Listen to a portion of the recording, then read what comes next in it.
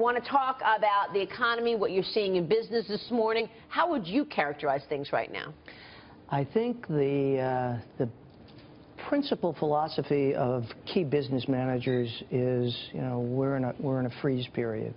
They're afraid to make investments either in employees or capital equipment because they don't know what's going to happen with this election. And, it's a binary choice that people have coming up, whether you want more of the same over the last 8 years, a 2% or less GDP growth, which is anemic and pathetic for the United States of America, or whether you want to turn the page and see something different.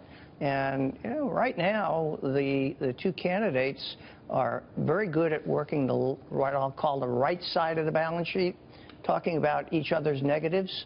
I want to hear something from the left side of the balance sheet. What are you going to do for this economy? What are you going to do for jobs? What are you going to do to create and re-energize the American dream? Yeah. Where is that ladder that a kid can climb from the streets of Queens to chairman of the New York Stock Exchange? Where's that ladder today? Absolutely. You probably couldn't do what you were able to do today, what you were able to do back then. Well, I think the philosophy has changed. Yeah. It's a society of dependency, and that's not good. That's not what built this great country. And I think that, Senator Clinton, as opposed to former Secretary Clinton, was a very different candidate.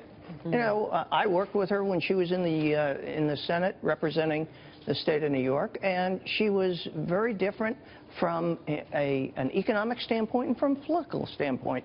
Now she's being dragged to the left, whether it's by Bernie Sanders or Elizabeth Warren or any of those who would advocate, more of the same redistribution of wealth, and that's not good for this country. Yeah. We're going to